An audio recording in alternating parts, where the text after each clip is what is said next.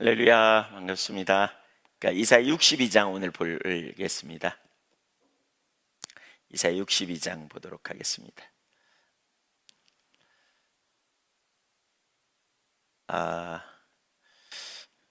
이사야 62장은 그 부흥을 위한 기도라고 말할 수 있어요. 어제 61장의 구원의 아름다운 소식이 전해질 때에 각 개인의 삶이 회복되는 일들 우리가 살폈죠. 각 개인의 삶에 하나님께서 그 아름다운 소식을 전하게 하는, 복음을 전하게 하는, 그래서 전하게 하시고 또 상한 자를 고치는, 치유가 일어나는 이런 일이죠. 그 다음에 구원을 선포하는, 그러니까 자유, 노임을 선포하는 이런 역사들. 그 다음에 이제 그 위로해 주시는 이런 일들, 구원의 복음이 선포됨으로 말미암아 그런 일들이 일어나는다. 근데 이제 그 일이 어떻게 가능하다? 주의 성령으로, 성령이 임하심으로 그 일이 가능하다. 이렇게 되어지고요. 그렇게 될 때 이제 4절을 보면 어떤 황폐한 곳이 다시 세워지고 새롭게 되고 온전케 되는 이런 일들 일어날 것. 그다음에 6절에 보면 이제 그걸 통해서 그 제사장 나라가 되는 제사장의 역할을 감당하고 사람들이 그 권위를 인정하고 그래서 섬기고 이런 일들이 쭉 일어날 것에 대해서 이렇게 말하고 있어요. 그래서 그 이사야 어제 3절까지 살피고 뒷부분을 살필까 하다가 오늘 좀 4장 62장을 그냥 살피려고 합니다. 62장 앞부분을 좀 살펴보려고 합니다. 부흥을 위한 기도라고 할 수 있죠. 하나님의 부흥이 일어날 때마다 기도가 없이는 부흥이 일어난 적이 없다, 이렇게 말씀하고 있어요. 그러니까 언제나 부흥이 임하기 전에 그 기도가 있었다, 이런 부분을 다루고 있거든요. 특별히 그 이사야 선지자 또 선지자가 절박하게 기도하는 장면을 이렇게 보고요. 그것은 또한 하나님의 마음인 것을 우리가 볼 수 있습니다. 우선적으로 예루살렘의 상태에 대해서 이렇게 좀 상심하는 이런 상황입니다. 우리가 부흥이 임하기 전에 나타나는 특징 중에 하나는 가장 어려운 시기에 부흥이 온다 그랬잖아요. 그러니까 이사야 60장 2절에 보면 그 60장 2절에 보면 그런 표현이 있죠. 어둠이 땅을 덮을 것이며 깜깜함이 만민을 가리려니와, 이렇게 말하고 있어요. 그러니까 59장 19절 20절 이하에서부터 계속 부흥에 대한 이야기로 우리가 그 관점으로 우리가 이 부분을 볼 수 있다, 이렇게 우리가 이해할 수 있고요. 물론 예수님의 오심으로 그 부흥이 임했고, 그러나 그리스도 안에 있는 우리에게 또한 성령의 역사로 말미암아 그러한 일이 일어날 것에 대한 일들을 우리가 말할 수 있다면, 이사야 61장은 부흥의 근원이 성령님이고 그러한 부흥을 우리 가운데 부흥이 임하기 위해서 우리가 기도해야 된다, 그게 62장과 연관돼 있어요. 62장 1절부터 7절까지가 부흥과 관련된 기도. 그 다음에 63장, 64장에 보면 이제 부흥에 의한 기도를 조금 더 구체적으로 우리 가운데 보여주는, 특별히 63장 15절 이하에서부터 64장 상반부까지 부흥을 위한 중보기도가 무엇인지를 우리에게 보여주는데, 중보기도에 있어서 누가 부흥을 위한 중보기도냐? 처지를 인식한 사람, 처지를 인식한 사람, 그런 사람이 부흥을 위한 중보기도자가 될 수 있어요. 그러니까 하나님의 시각으로 현실을 본 거죠.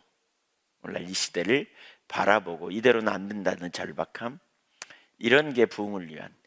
그 하박국 선지자도 보면 1장에 보면 율법이 해이되고 공의가 시행되지 아니하는 그 현실을 보면서 하나님 앞에서 절박하게 이렇게 회개하고 애통해하며 은혜를 구하는 자리로 가거든요.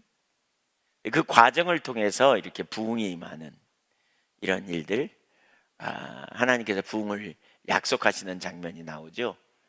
그러니까 그 처지를 인식하고 상황을 인식하되 하나님의 눈으로 보는 것이 부흥으로 나아가는, 그것이 왜 우리에게 있느냐? 죄로 인한 문제인 것. 그래서 이사야 63장 15절 이하에 보면 이제 그런 게 좀 구체적으로 나오고요. 여기서는 이제 그 중보기도와 관련된 부분이라고 할 수 있는데 62장 1절을 우선 같이 읽어보겠습니다. 시작. 나는 시온의 의가 빛같이 예루살렘의 구원이 햇불같이 나타나도록 시온을 위하여 잠잠하지 아니하며 예루살렘을 위하여 쉬지 아니할 것인즉 그랬죠. 여기 나가 누구냐? 내가 누구냐? 그러니까 그 전에 이제 시온의 의, 예루살렘의 구원 이렇게 말하죠. 시온이라는 말은 구약에서 예루살렘을 지칭하는 말로 152번 나오고요. 이사야에서만 46번 나옵니다. 그러니까 시온은, 예루살렘을 시온이라고 말할 때 그 의미는 하나님께서 임재하시는 것, 그러니까 상징적인 의미지만 하나님이 거주하시는 곳을 시온이라는 의미로 이렇게 표현해요. 하나님의 임재가 있는 곳, 그래서 시온이라 그러죠. 그런데 그 시온의 상태에 있어서 잠잠하지 않을 수 없다 이렇게 말하고 있잖아요. 그래서 쉬지 않을 것이다. 여기 쉬지 않을 것이다라는 말의 원어를 보면 가만히 수동적으로 있을 수 없다 그 말입니다. 가만히 수동적으로 있지 않겠다 그 말입니다. 그러니까 어떻게 되든지 말든지 그냥 가만히 있지 않겠다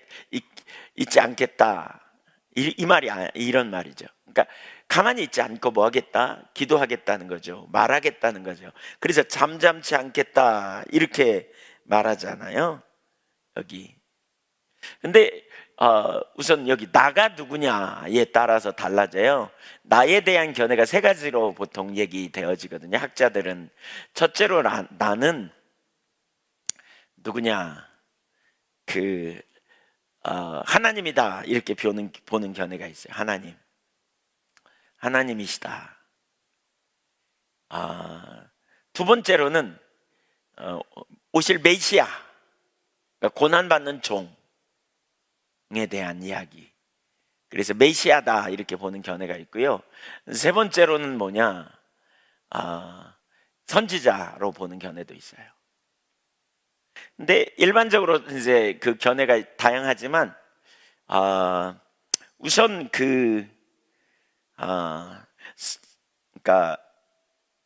그 하나님이라고 할 때 하나님께서 교회가 회복되고, 그러니까 하나님의 임재가 있는 그 장소가 회복되고 새로워지도록 가만히 있지 않겠다 그 말이죠.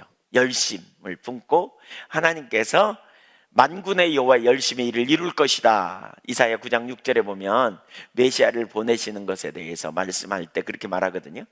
그러니까 하나님이 당신의 백성들을 향한, 당신의 백성들을 회복시키실 것에 대한, 당신의 교회를 회복시키실 것에 대한 하나님의 열심, 이걸 우리가 이 구절에서 하나님으로 본다면 그렇게 이해할 수 있어요.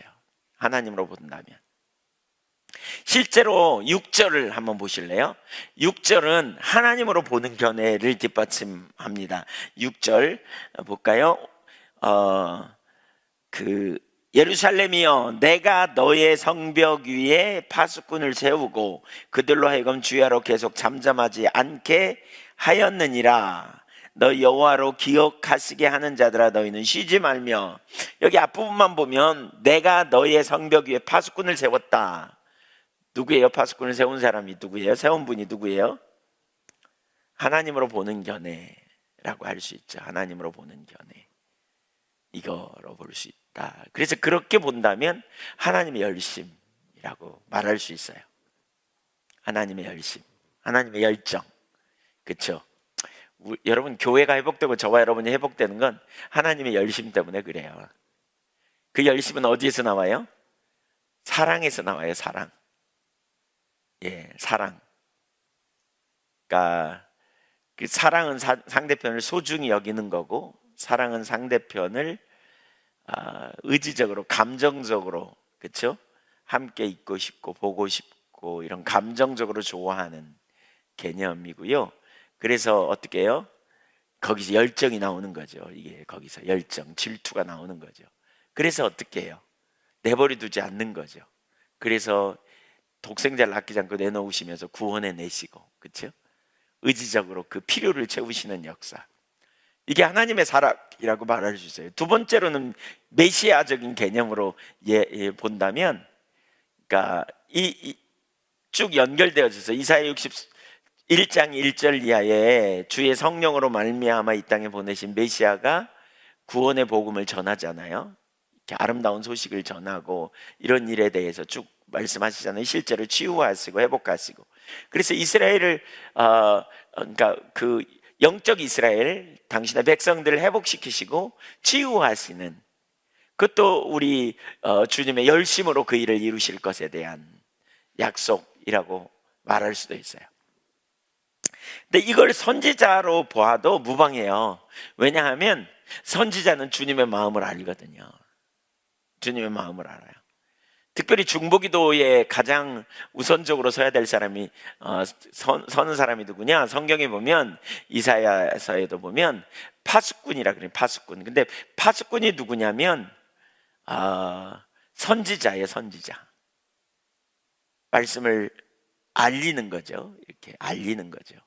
적군이 온다, 대적이 온다, 경고하고 알리고 깨어나도록 하고, 이런 알림과 동시에 중보하는 자들, 파수꾼 선지자로 보는, 선지자로 보는 견해로 해도 무방해요. 이사야 선지자로 보면서 좀 읽어보면, 선지자는 이스라엘이 영적 회복을 맛볼 때까지 그 백성과 하나님을 향한 그의 중보 사역을 중단하지 않겠다고 외치는 거죠. 내가 잠잠하지 않겠다, 내가 그냥 있지 않겠다. 어떻게 해요?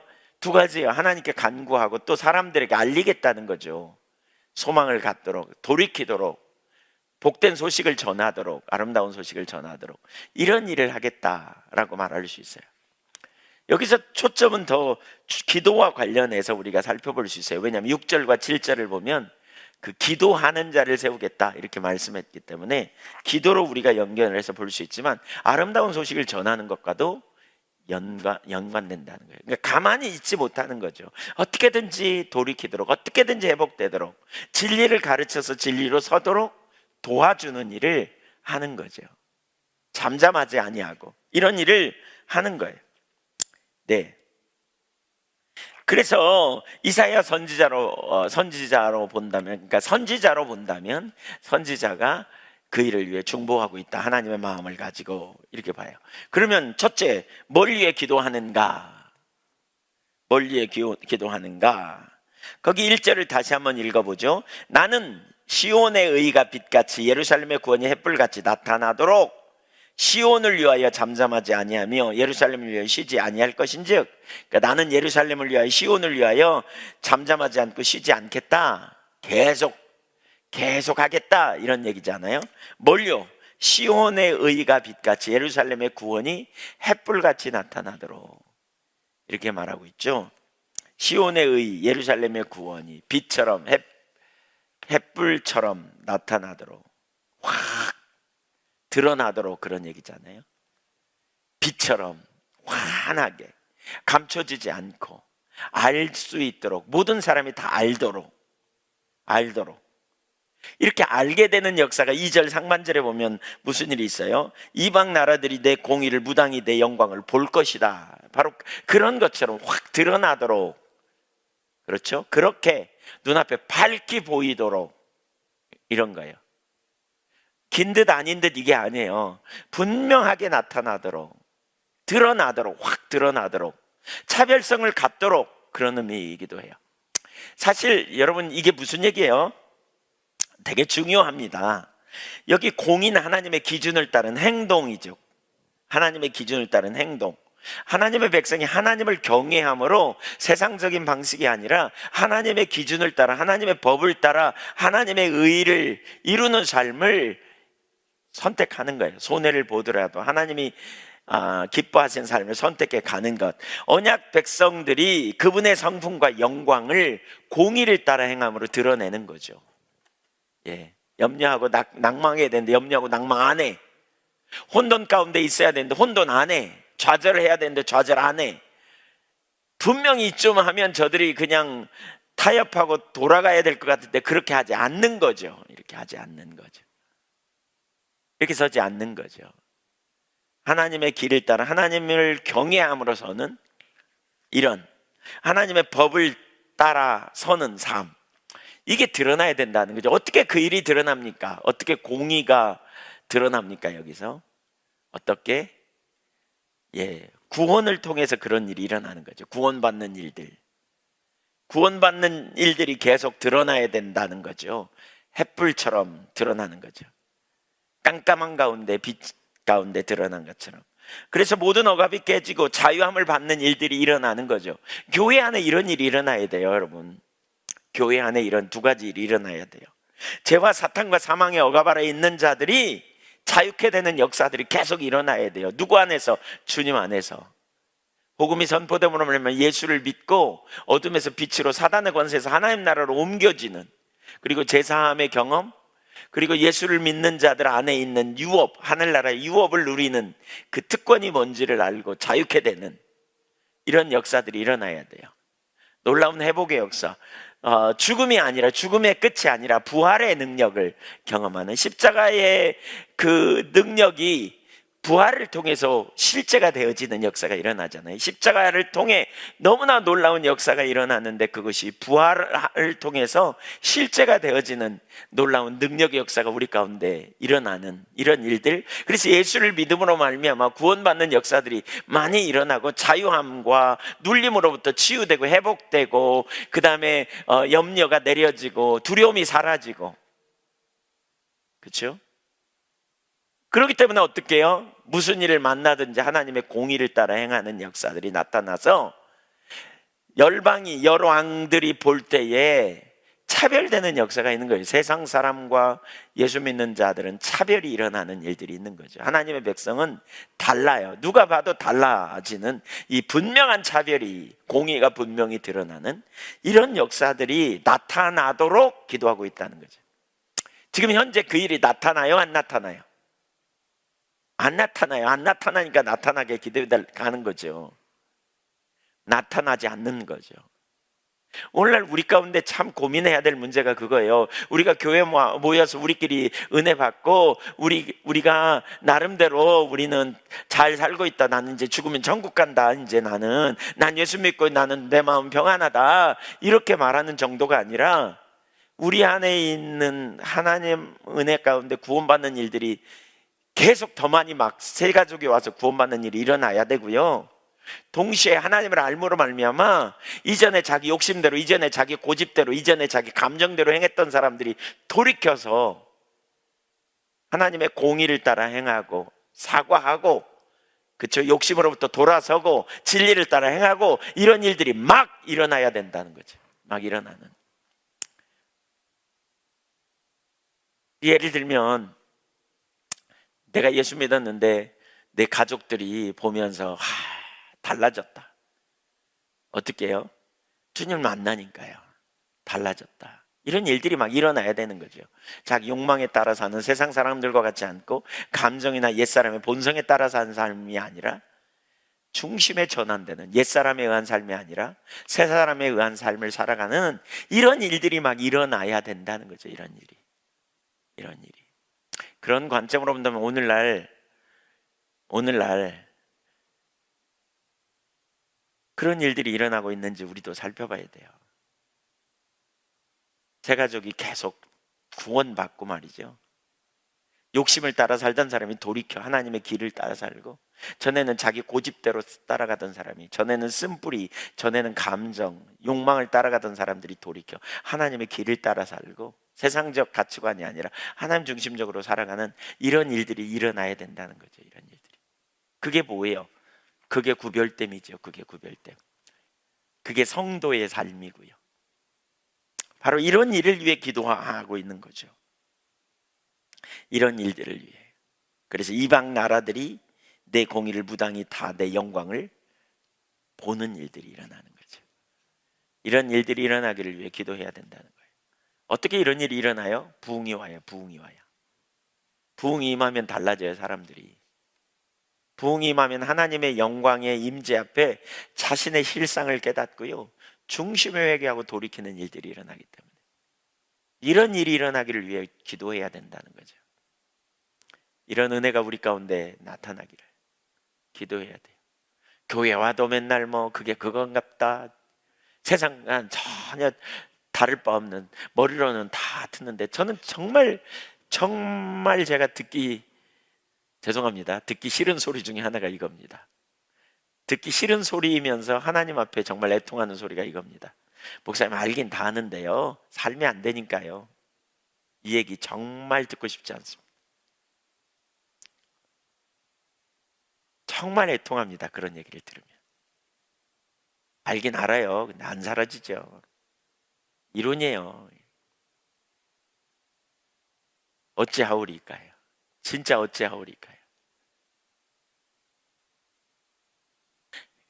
근데 제가 가만히 보니까 이렇게 말하면서요, 그냥 무심해요.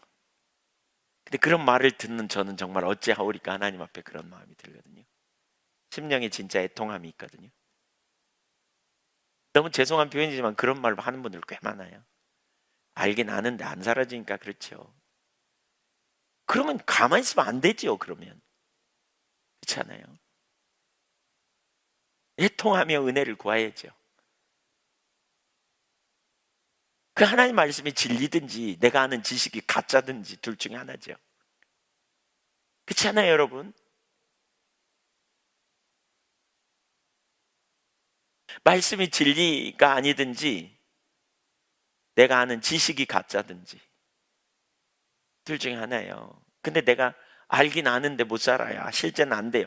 이거 가짜예요. 가짜로 하는 거예요. 잘 모르는 거예요. 그러니까 애통해야지요. 사실 그런 생각이 들어요. 어떤 때는 리더 모임 할 때도 어떤 때는 그런 얘기하면요, 기운이 쫙 빠져요. 다시 목회하고 싶다 이런 생각이 들어요. 솔직히 말하면 이거 다 내리고 그냥 다시 하고 싶다. 근데 다시 해갖고 될까? 이런 생각이 들고. 애통해. 진짜 여러분 이대로면 안 되잖아요. 우리 진짜 이대로면 안 되잖아요. 그렇죠? 알긴 아는데 뭐 안 사라져요. 실제는 아니에요. 근데 알려는 열망도 없어. 사모하는 열망도. 다 그런 건 아니지만 애통해야죠. 그러면 어떻게 해야 돼요? 그래서 성령님이 오셔야 돼. 부흥이 임해야 된다. 그래서 주님이 오셔야 돼요. 우리 과거에 저기 우리 또 뵈니까 또 생각이 나는데, 우리 돌아가신 김정일 목사님이 기회만 있으면 그런 말씀하셨거든요. 하여튼 보기만 보면 하여튼 부흥이 와야 된다고. 주님이 오셔야 된다고. 교회 가운데 강력한 하나님의 임재가 있어야 돼요. 처지를 인식하고 막 그런 일들이, 뒤집어진 일이 일어나야 돼요. 그래서 기도해야 된다는 거죠. 그래서 이렇게 기도하겠다는 거죠. 선지자는 하나님의 의도하신 교회가 어떤 교회인가, 하나님의 의도하신 하나님의 백성들의 상태가 어떤 상태인가, 공의가 시행되고 율법이 시행되고, 그렇죠? 그 하박국 선지자가 그것 때문에 기도하잖아요. 네, 구원이 막 나타나는 이런 일들이 교회 가운데 일어나야 되는.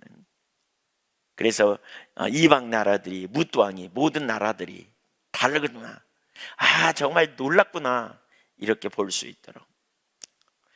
2절 볼까요? 시작. 이방 나라들이 내 공의를, 무당이 다 내 영광을 볼 것이요. 그 다음에 시작. 너는 여호와의 입으로 정하실 새 이름으로 일컬음이 될 것이며. 새로운 정체성, 주변 사람들이 이렇게 부르는 거죠. 사도행전 11장에 그리스도인이라고 칭함을 받았다 그랬잖아요. 여호와의 이름으로 정하실 새 이름. 네, 새 이름, 새로운 정체성으로 불려지기를 구하는 거예요. 새 이름, 여호와의 이름으로 정하실 새 이름. 여러분 성경에 보면 새 이름을 짓는 예가 나오잖아요. 그것은 뭐냐? 근본적인 변화를 의미합니다. 그러니까 예를 들면 야곱을 야복강에서 만난 다음에 주님이 그의 이름을 뭐라 그래줘요? 이스라엘이라고 바꿔주잖아요. 이게 그런 거죠. 현재는 그렇지 못한데 이렇게 변화되는 정체성을 갖게 되는 거죠. 진정한 하나님의 백성으로, 진정한 하나님 나라의 백성으로 살아가는 삶, 진정한 하나님 나라의 통치 가운데 살아가는 삶, 이게 하나님 나라 백성의 삶인 거죠. 이런 일이 일어나야 된다는 거죠. 이런 은혜를 사모하고 갈망하며 나가는 거죠. 새 이름으로 일컬음을 받는 하나님 나라의 종이 되는, 백성이 되는 그 삶. 네, 근본적인 변화, 이런 변화를 갈망하는 거예요. 이런 변화. 하나님 앞에 어떤 존재가 되느냐의 문제예요. 하나님 앞에 인정받는 존재, 하나님이 이스라엘이라고 불러주는 존재 말이죠. 그런 일이 일어나야 된다는 거죠. 3절도 보세요. 시작. 너는 또 여호와의 손에 아름다운 관, 내 하나님의 손에 왕관이 될 것이라. 자, 이게 이제 정체성과 관련돼 있는 거예요. 여호와의 손 안에 있는 영화로움의 면류관, 이런 의미거든요. 영화로움의 면류관, 내 하나님의 손의 왕관. 이것은 뭘 가르치느냐면 이런 거예요. 여러분, 왕관은 머리에 써야 되는데 왜 손에 들고 있나, 이런 생각이 들잖아요. 그러면 이 아름다운 관이라는 말이 무슨 얘기냐면요, 이게 하나님의 백성에 대한 정체성이에요. 이게 교회, 주님의 백성들을 향한 정체성. 그러니까 구약 그 시대 이스라엘 백성들의 정체성. 근데 죄로 말미암아 그들이 어떻게 됐어요? 하나님 앞에 가치 없는 존재가 되는, 이 신명기 7장 6절 이하를 보면, 신명기 7장 6절에 보면 너는 여호와 너희 하나님의 성민이라 그러면서 그가 너를 자기 기업의 백성으로 택하셨나니 이라고 말하거든요. 근데 기업의 백성이라는 말은 세굴라라는 말로 보배로운 소유물이라는 말입니다. 보배로운 소유. 하나님이 이스라엘 백성들을 어떻게 여겼다고요? 보배로운 소유로 여겼다는 거예요. 아주 가치 있는 보물로 여겼다는 거예요. 소중하게 여겼다는 말이에요. 근데 이스라엘 백성들이 범죄하고 하나님을 떠남으로 말미암아 어떻게 해요? 하나님이 저들을 버리셨어요. 그런데 다시 하나님 손에 있는 아름다운 면류관처럼 다시 그렇게 가치 있는 존재가 되는 하나님 앞에, 그런 정체성의 회복을 지금 말하는 거예요.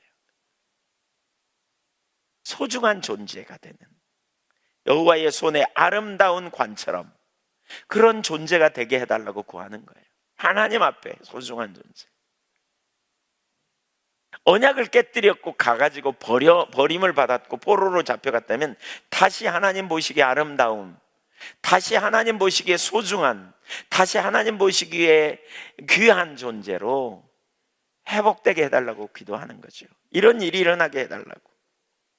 임재가 거쳐져 아무것도 아닌 것처럼 되어진 자들, 우리도 마찬가지예요. 교회의 역사도 마찬가지예요. 사실 주님이 교회 가운데 임하셔서 주님의 교회가 영적으로 매우 어두운 상태인 상황에 주님께서 우리를 다시 은혜를 베푸시고 긍휼을 베푸셔서 우리를 주님의 보배로운 소유로 우리를 빚어주시고 새롭게 해주시기를 갈망함으로 나아가는 거죠. 하나님 앞에 잊혀진 존재가 아니라 하나님의 사랑받는 존재, 은혜 아래 있는 존재가 되는 이러한 부흥을 임할 때 교회는 다시 영광을 얻게 돼요. 존귀해져요.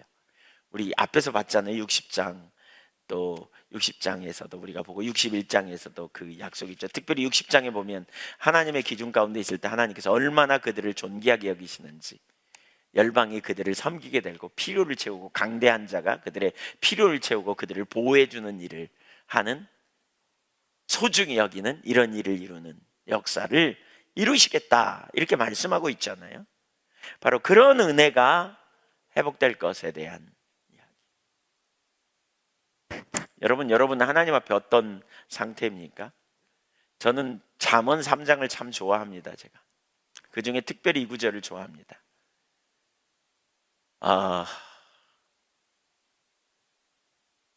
인애와 진리를 내 목에 매어 기호로 삼고 내 마음판에 새겨 기호로 삼으라. 여기 인애와 진리라는 말은 헤세드와 에메트입니다. 이게 뭐냐? 언약, 하나님과 언약 관계에 있는 걸 소중히 여기라는 거죠. 사랑하고, 하나님을 사랑하고 하나님 앞에 충성됨, 페이스플리스라고 그랬죠. 에메트라는 말은 페이스플리스로 번역하고 있는데 진리라고 번역하고 있어요. 하나님 앞에 진실한 거죠. 정직한 거죠. 충성된 거죠. 의리를 지키는 거죠. 내가 하나님과의 관계의 의리를 지키고 든든히 서는 거죠. 누가 유혹이 와도 한눈 팔지 않고 의리를 지키는 거죠. 사랑하고 의리를 지키는. 그리하면 네가 하나님과 사람 앞에서 은총과 귀중히 여김을 받으리라, 이렇게 말하고 있어요. 은총과 귀중히 여김을 받으리라. 여기 잠언 나오죠. 은총과 귀중히 여김을 받는 존재. 이게 우리의 정체성이에요. 정말 우리가 이사야 60장이 그걸 가르치잖아요. 정말 우리가 하나님을 경외하고 설 때 하나님 앞에 은총을 받고 사람들에게 귀중히 여기는 존재, 없어도 되는 존재가 아니야. 특별한 존재, 소중한 존재가 되는 거예요. 이런 존재가 되도록 하나님께서 우리에게 약속하신 거예요. 약속하신 거예요. 그래서 우리가 하나님을 경외하고 살 때. 근데 지금 현재 이스라엘 백성들은 그렇지 않다는 거죠. 그렇지 않다는 거죠. 그래서 4절 보세요. 4절 그 상태를 지금 이렇게 말해요. 시작. 다시는 너를 버림받은 자라 부르지 아니하며 다시는 내 딸 항무지라 부르지 아니하고. 자, 여기 잠깐만요. 지금 현재는요, 지금은 버림받은 자예요. 다시는 앞으로 너를 버림받은 자가 되지 않게 하겠다. 그럼 그 말은 지금은 버림받은 자라는 거예요.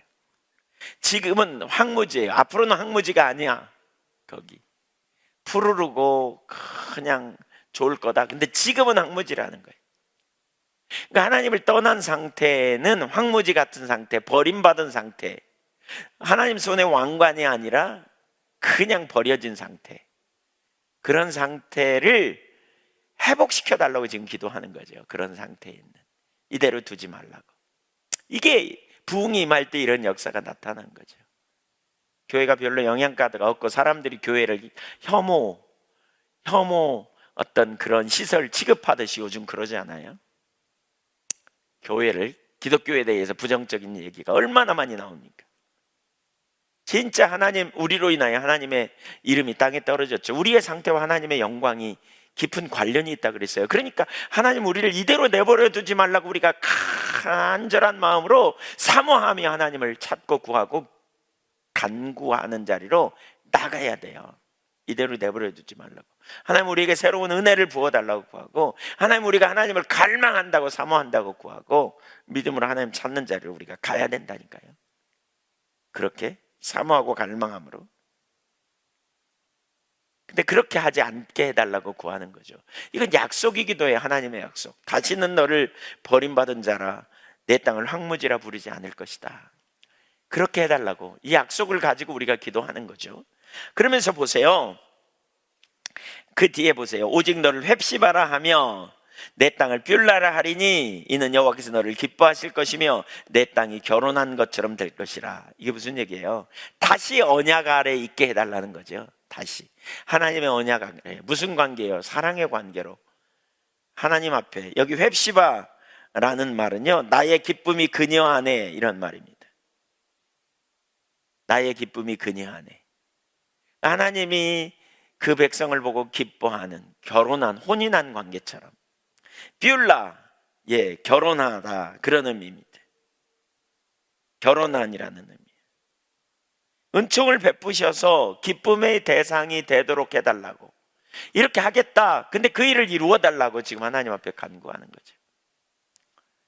정말 주님의 사랑받는 자리에 있는지 우리가 통회하며 은혜를 구하고 하나님 앞에 우리 자신을 위해 기도할 뿐만 아니라 이 땅의 교회를 위해 그렇게 기도하는 것이 필요하다는 거죠. 이 땅을 돌아보아 주시도록 하나님의 영광의 임재가 나타나서 하나님, 우리가 하나님 손에 있는 왕관과 같이 영광이 드러나는 그러한, 열방이 다 아는, 그래서 우리가 구별되고 우리에게 계속 구원받는 역사가 나타나고, 다시는 황무지라고, 다시는 버리운 자.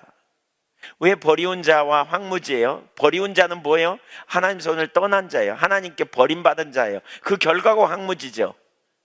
근데 결혼한 바가 되고 하나님의 홑시바라 뷸라라 함으로 말미암아 뭐가 있겠어요? 버리운 자가 아니라 사랑받는 자요, 하나님이 기뻐하는 자요. 황무지가 절대로 되지 않겠죠. 거기에 풍성함이 있겠죠. 풍성함이. 그렇죠? 거기에 놀라운 약속이 있겠죠. 그러한 은혜를 부어달라고 기도하고 있는 거예요. 하나님의 임재가 함께할 때 무슨 일이 벌어졌어요? 스가랴 8장에 보니까 평안이 있어요. 샬롬이 있어요. 전쟁이 그치고요. 늙은이가 많고요. 연세 많은 분들이, 어른들이 늦게까지 살고 어린아이들이 뛰노는 샬롬이 있고요. 열방의 부가 돌아오고요. 강자들이 하나님 백성들을 보호하고 지켜주시고 필요를 채워주시고 막 이런 일들을 하고 존중의 여김을 받는 이런 일들이 일어나는, 교회를 다른 눈으로 바라보는 하나님의 영광이 있기 때문에 많은 사람들이 하나님의 말씀을 듣기 원하고 진리를 듣기 원하고 깨닫기 원하여 몰려드는 그런 은혜가 회복되도록 간구하는 거예요. 그런 은혜가 회복되도록. 그런 은혜. 주님이 오시면 이런 일이 일어나요. 네. 64장 한번 볼까요? 잠깐 64장 1절 2절을 보고 가시죠. 우리 이제 조만간 보겠지만 64장 1절 2절을 한번 보겠습니다. 이사야 64장 1절 2절. 네.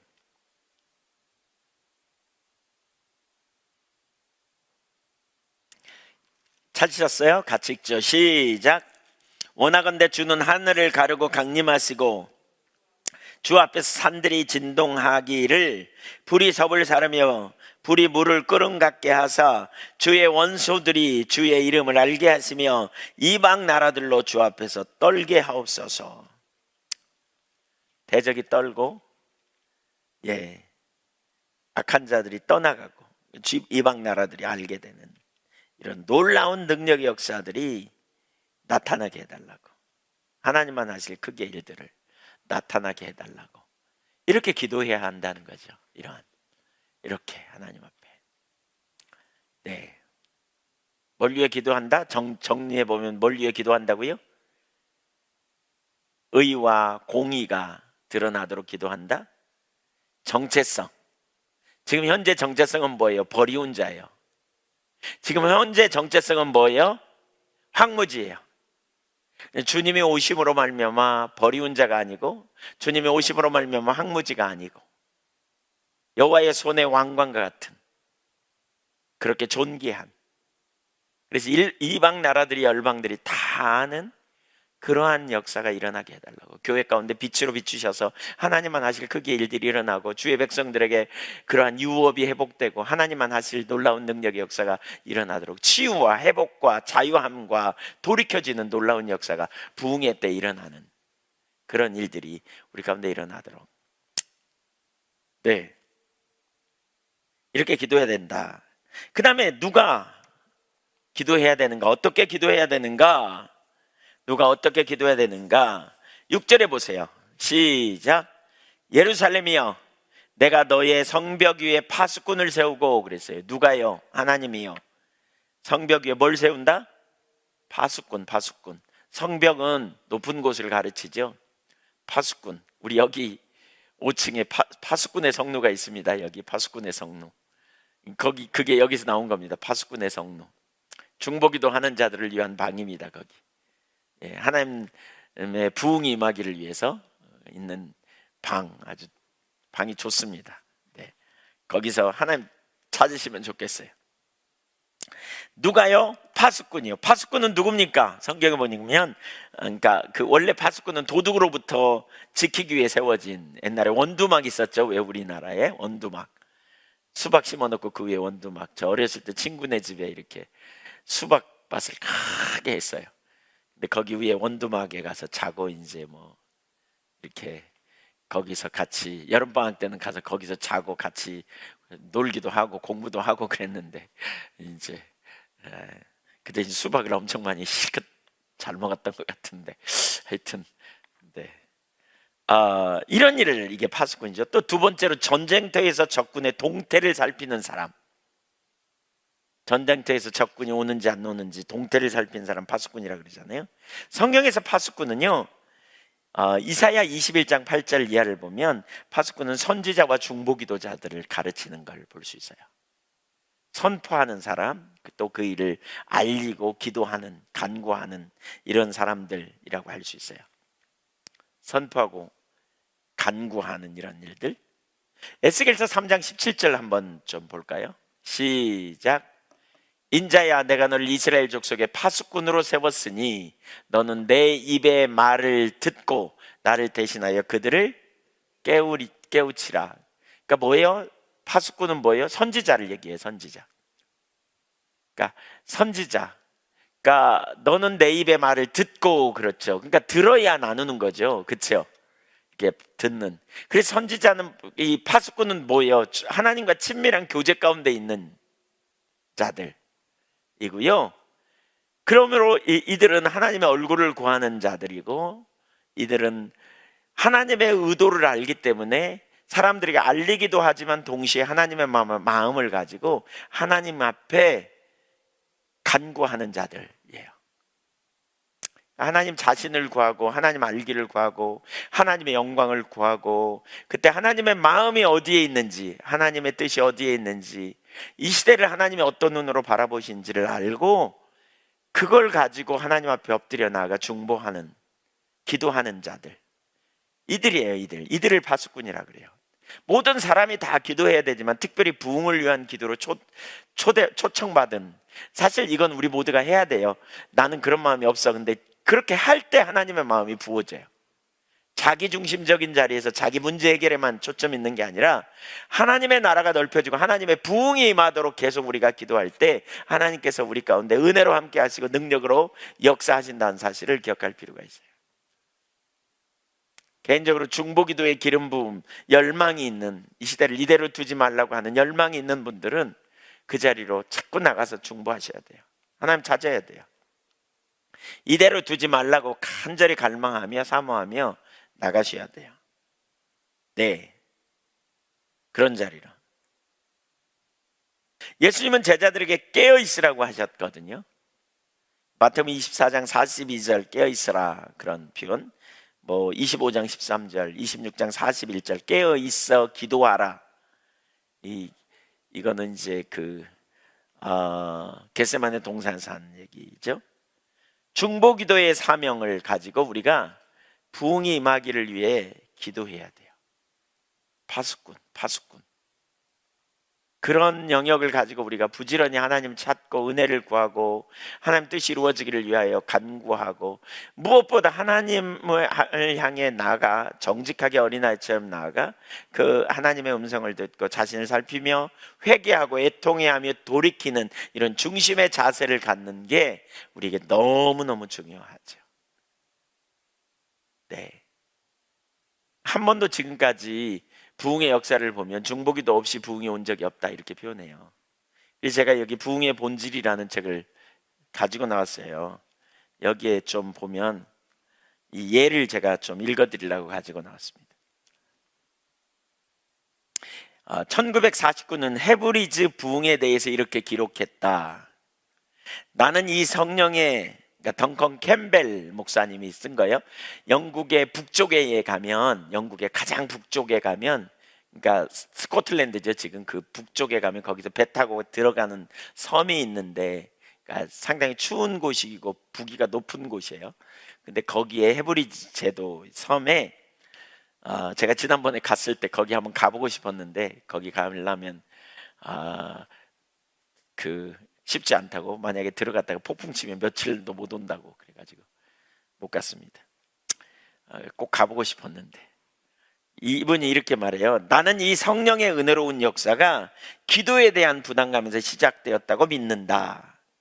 실제로 그것은 틀림없다. 정말 부담감을 가지고 있었던 작은 모임에서 시작되었다. 그들은 예루살렘을 세워 세상에서 찬송을 받으시게 하시기까지 그로 쉬지 못하게 하라고 하나님과 언약한 것을 시작한 것이었다. 그러면서 이제 볼까요? 그들은 기다렸다. 몇 달이 흘러갔지만 아무 일도 일어나지 않았다. 하나님의 부흥을 위해 기도했는데 몇 달이 지나도록 아무 일도 일어나지 않았대요. 그러다가 한 젊은이가 성경을 펴서 시편 24편을 읽기 시작했다. 여호와의 산에 오를 자 누구며 그 거룩한 곳에 설 자가 누군고, 곧 손이 깨끗하며 마음이 정결하며 뜻을 허탄한 데 두지 아니하며 거짓 맹세치 아니하는 자로다. 저는 구원의 하나님께 의를 얻으리니 그 젊은이는 성경을 덮고 하나님 앞에 무릎을 꿇고 있는 동료들을 쳐다보면서 외쳤다.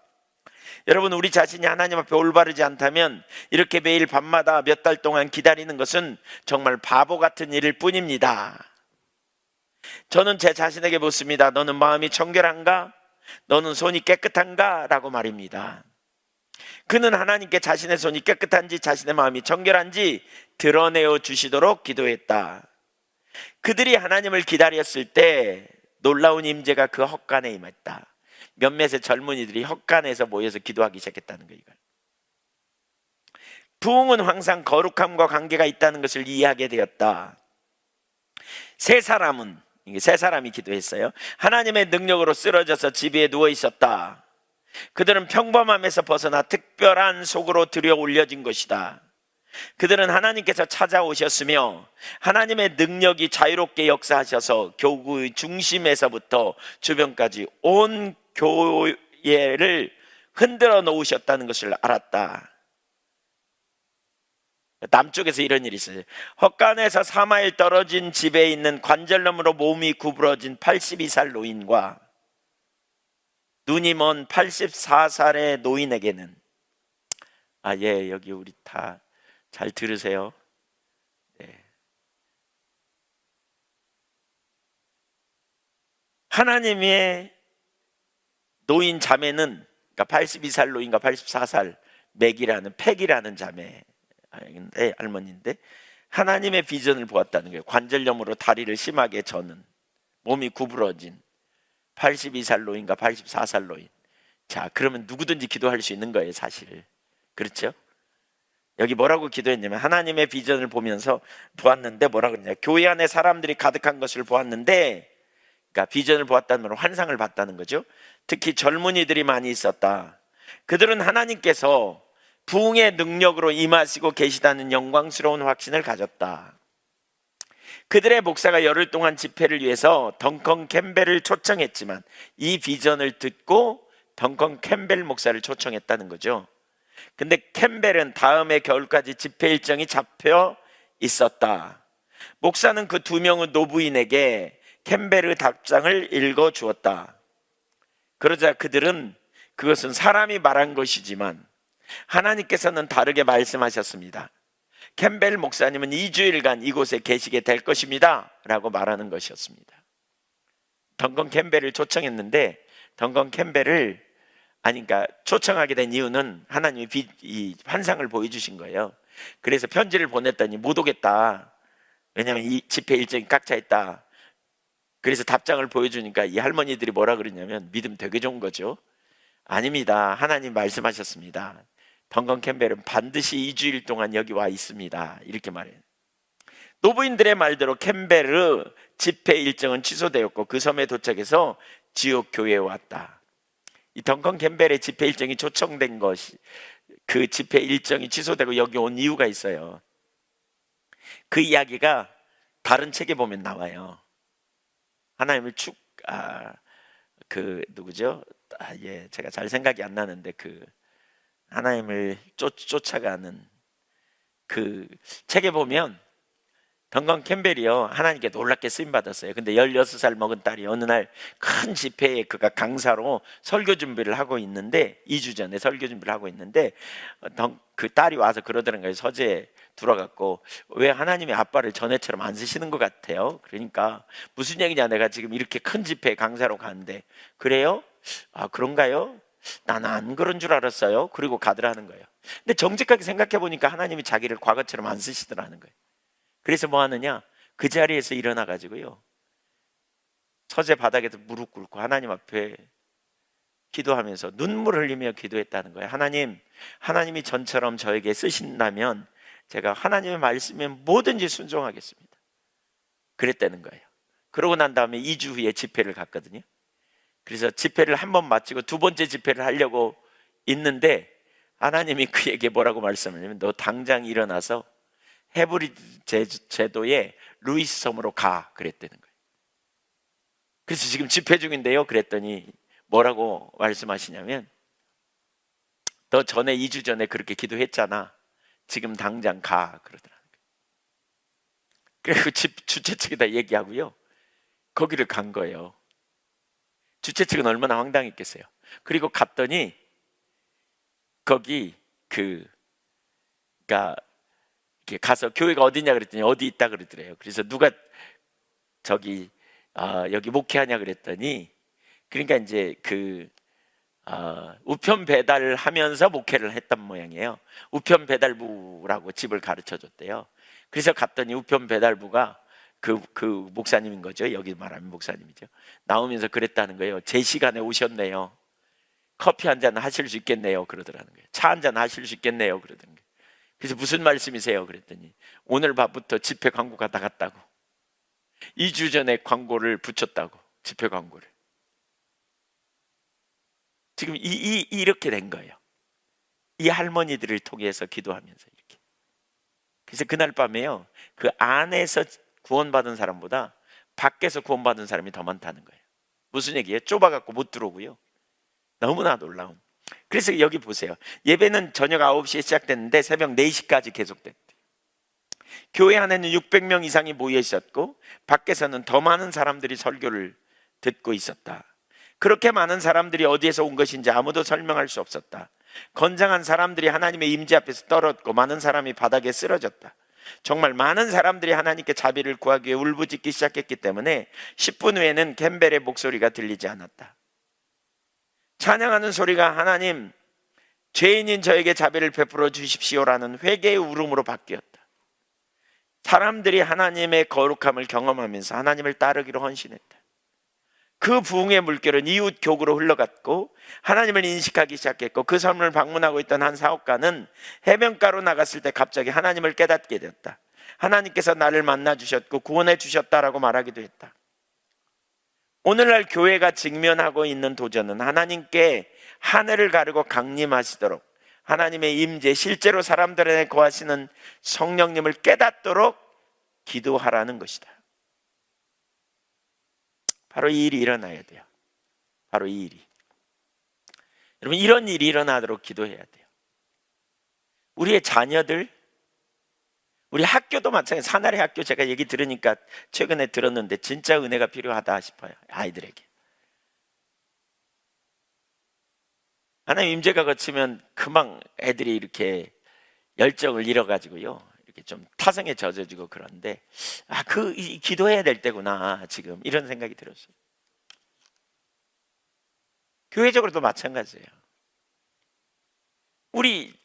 정말 우리 한국 교회에 그래요. 전에는 부흥회 있으면 어디든지 달려갔잖아요. 지금 그런 열정이 없어요. 자기 교회에서 부흥회도 안 오는데 뭐.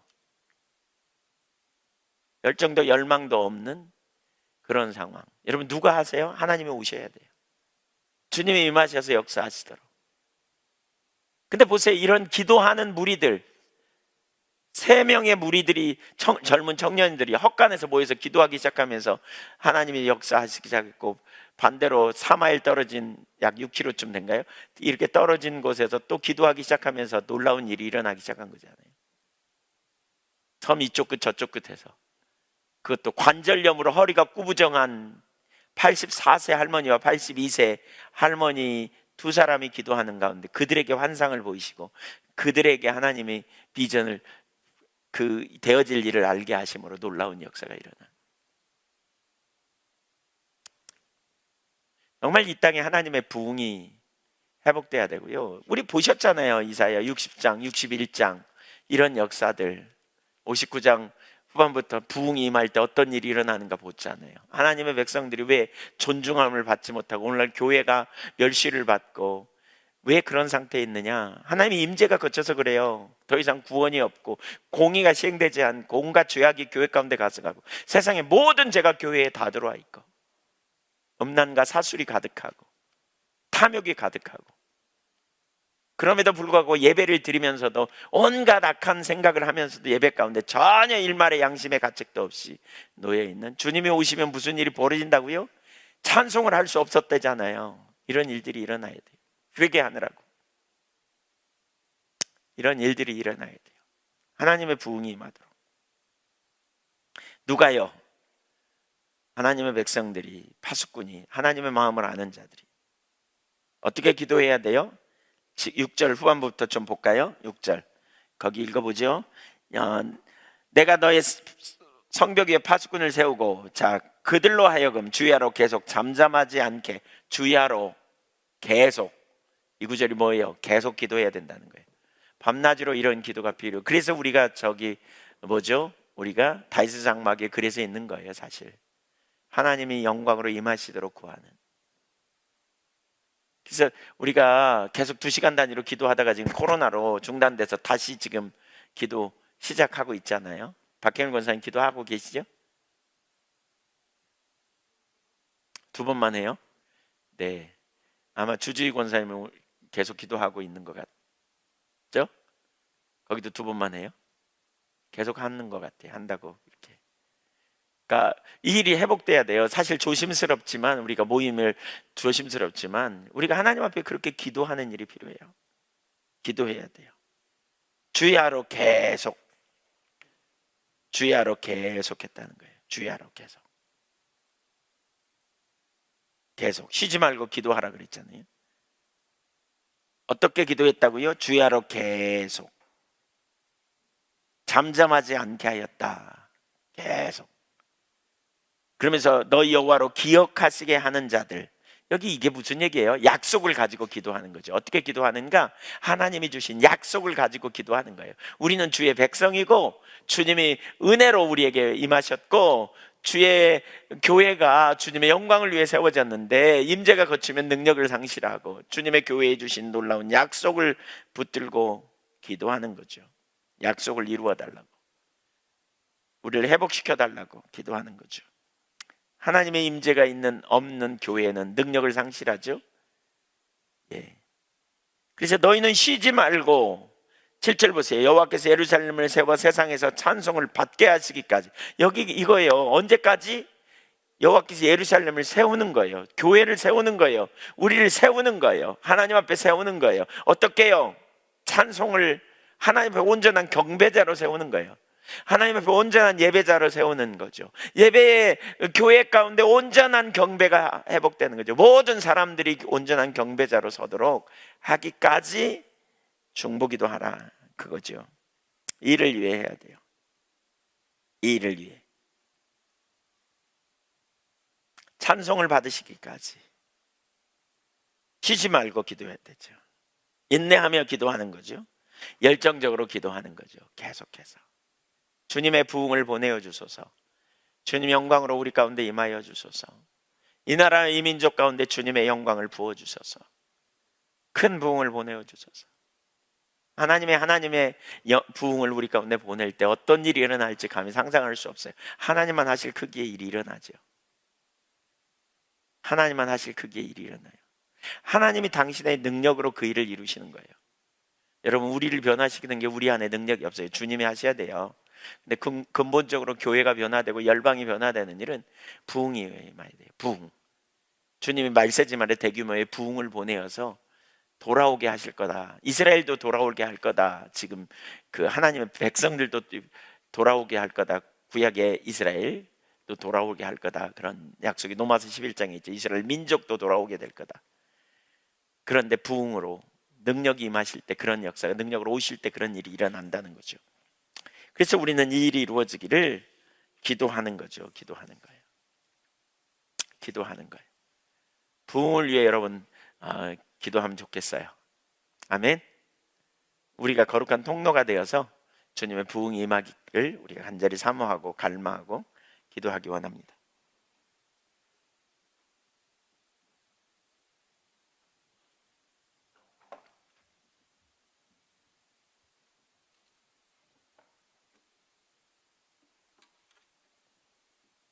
주의 은혜와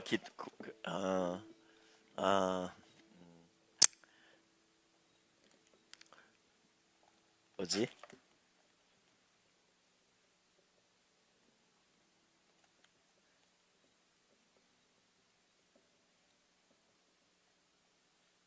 부흥 보내소서, 큰 부흥 보내소서인가?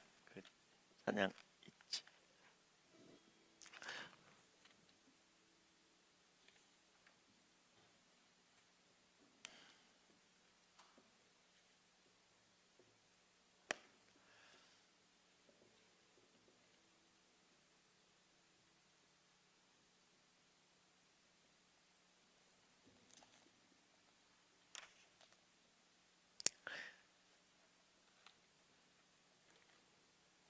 이사야 64장 할까? 황폐한 이 땅에. 추가곡 120장입니다.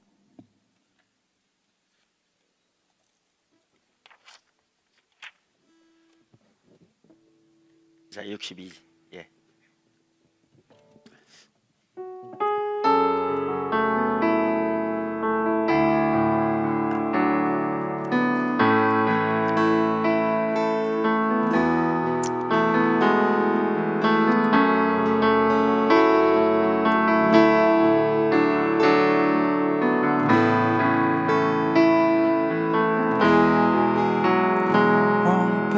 황폐한 땅 위에 나의 영혼이야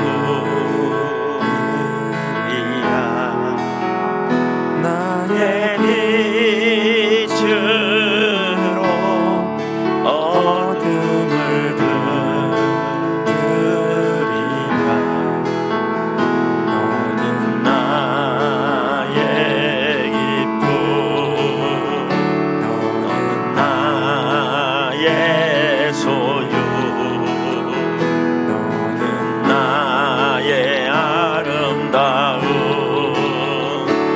신부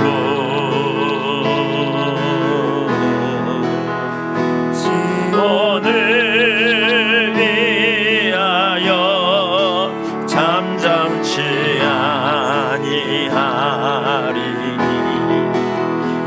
너는 새 이름으로 불릴 것이라 너는 나의 뱁시바라 너는 나의 율라라 너는 나의 아름다운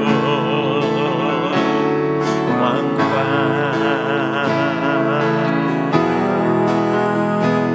주여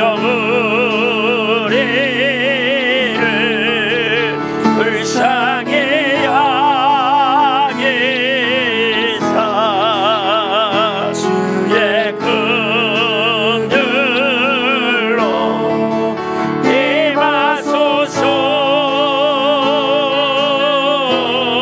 임하소서 주의 일을 위해 파수꾼을 세우사 잠잠치 않게 하옵소서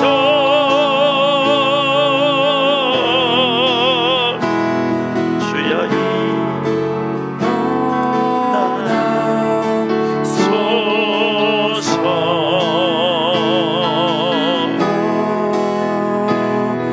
우리를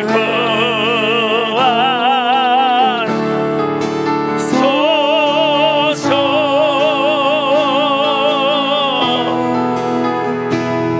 주여 일어나소서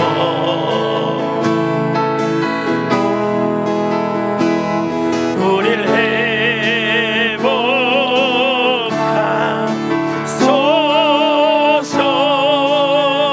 회복하소서 주여 이를 불쌍히 여기사 주의 긍휼로 임하소서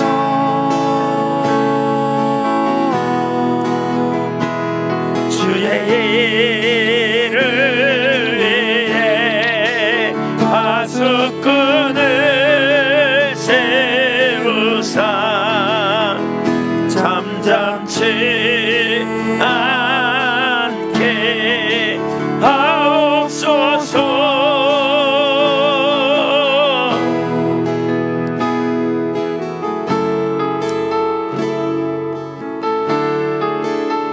우리 같이 한번 기도하면 좋겠습니다. 우리 간절히 이 땅을 생각하고 하나님 나라와 영광을 위해 생각하면서 주님이 부흥으로 우리에게 임하실 때, 정말 영광으로 임하실 때 하나님만 하실 크기의 일들이 일어날 텐데, 하나님 우리로 주의 부흥을 나타내시옵소서. 정말 정결한 신부로 우리가 준비되고 하나님 나라와 영광을 위해 설 수 있도록, 정말 캄캄함이 덮여있고 능력을 상실하고 구별됨이 별로 없는, 공의가 시행되지 않고 온갖 죄들이 가득한 세상적인 욕심과 야망에 붙들려 살아가는 우리들의 상태를 회개하고, 정말 하나님 영광으로 임하셔서 하나님 약속하신 대로 주님의 교회를 세우시고 음부의 권세가 이기지 못하며 하나님만 하실 크기의 일들이 회복되어지고 담겨지는 그런 놀라운 역사, 초대교회 주님의 교회가 어떻게 역사하셨는지 우리는 알지요. 그러한 놀라운 능력의 역사들이 나타나게 해달라고 우리 간절히 사모하며 같이 기도하기를 원합니다. 같이 기도하겠습니다. 할렐루야. 우리 아버지 하나님, 오 할렐루야. 우리 아버지 하나님 감사합니다. 큰 부흥을 우리에게 보내주시고 하나님 영광을 우리에게 나타내 주시기를 간절히 원합니다. 아멘. 하나님, 우리가 하나님 앞에 버리운 자로, 그리고 하나님 앞에 능력을 상실한 상태로 오늘날 교회가, 우리 하나님, 하나님의 백성들이 억압 아래 눌려있고 지금 고통 가운데 있음을 하나님 아십니다. 하나님, 여러가지 상황으로 말미암아 임재가 거쳐있고 능력을 상실함으로 말미암아 죄를 이기지 못하고 세상을 이기지 못하며 아버지 하나님, 여러가지 고통 가운데 있는 저희들의 상태를 아시는 우리 아버지, 저희들을 깨닫게 하시고 저희들을 일으켜주시고 저희들을 회복시켜주시고 새롭게 하신 은혜를 저희의 삶에 부어주시며 하나님 나라와 영광을 위해서 하는 믿음의 종들로서는 저희들이 되도록 은혜의 은혜를 더하여 주옵소서. 하나님 아버지,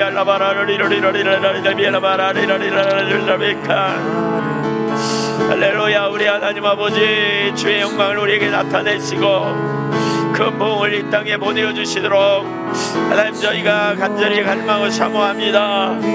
아버지 하나님, 거룩하지 못하고 성결되지 못하고 마음이 정결하지 못한 우리들의 상태를 용서하여 주시고 하나님 임하셔서 빛을 비춰주셔서 드러내주시고 오직 하나님을 경외하는 믿음의 세대로, 하나님 영광을 위한 세대로 아버지 앞에 담대함으로 나아가도록 은혜를 부어주시옵소서. 신실하신 하나님께 영광이 되며 하나님 기뻐하시는 길로 나아가는 아버지 믿음의 종들로 나가기를 원합니다. 우리 아버지 하나님, 능력에 능력을 더하시고 권능으로 역사하시며 하나님 아버지만 하실 크기의 일들을 남김없이 온전히 이루어주시기를 간절히 갈망합니다.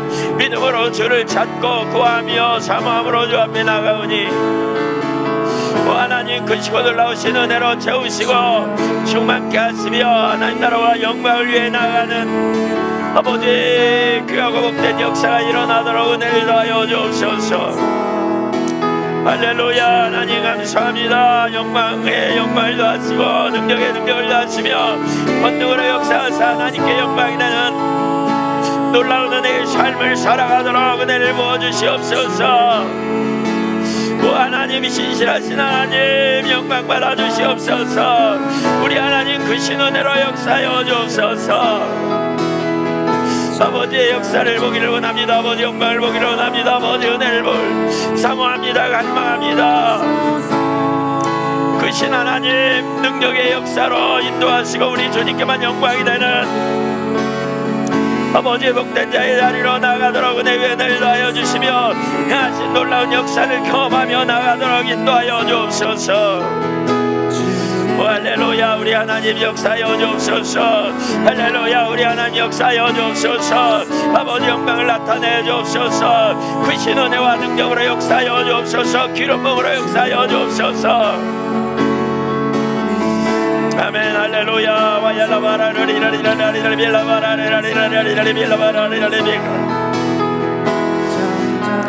주님 감사합니다. 아버지의 가신 놀라운 역사를 보기를 원하고 아버지의 의도와 목적을 따라가기를 원하며 아버지의 길로 행하기를 원하오니 은혜 위에 은혜를 다하여 주시고 생명의 역사를 이루시며 하나님의 가신 놀라운 능력의 역사를 경험하도록 인도하여 주옵소서. 큰 부흥을 우리에게 보내어 주시옵소서. 하나님 아버지 영광으로 임하여 주옵소서. 영광으로 임하여 주옵소서. 하나님의 백성들 주님의 교회 하나님 무기력하고 소망도 능력도 상실하고 하나님 죄를 이길 능력이 없는 우리들의 심령을 새롭게 하시며 하나님 강박한 마음을 깨뜨려 주시고 하나님 앞에서 하나님의 임재 앞에서 우리 자신을 발견하고 회복하고 돌이키며 조정되어져서 다시 새롭게 되는 놀라운 역사가 일어나야 되겠사오니 우리 하나님은 은혜의 은혜를 다하여 주시고 생명을 이루시며 능력의 역사를 나타내 주옵소서. 기름 부음으로 역사하여 주옵소서. 아버지 영광을 나타내 주옵소서. 그 신은혜와 능력의 역사를 이루어 주옵소서. 오 할렐루야. 아버지 영광으로 임하여 주옵소서.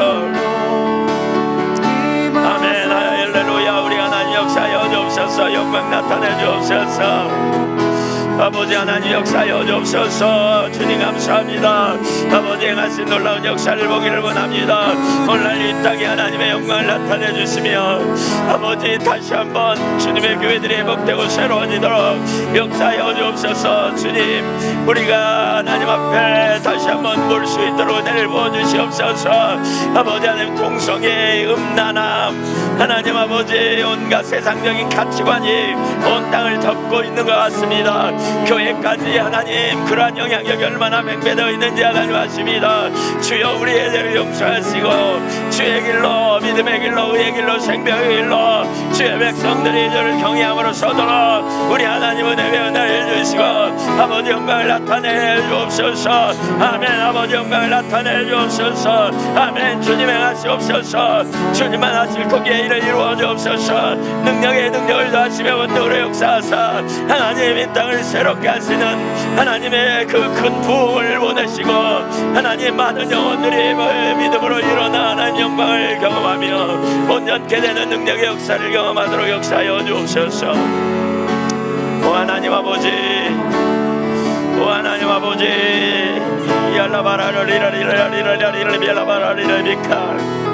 하나님의 영광을 위하여 우리를 부르셨는데 자기 영광의 자리에 하나님의 영광을 위해서 돌아가셨는데 하나님이 기도이고 자기 중심적인 자리에 돌아간 우리 시대의 상태를 긍휼히 여기시고 오 하나님 주의 임재로 주의 영광으로 주의 능력으로 주의 권능으로 주의 역사하여 주시옵소서. 하나님 영광을 나타내 주옵소서. 할렐루야.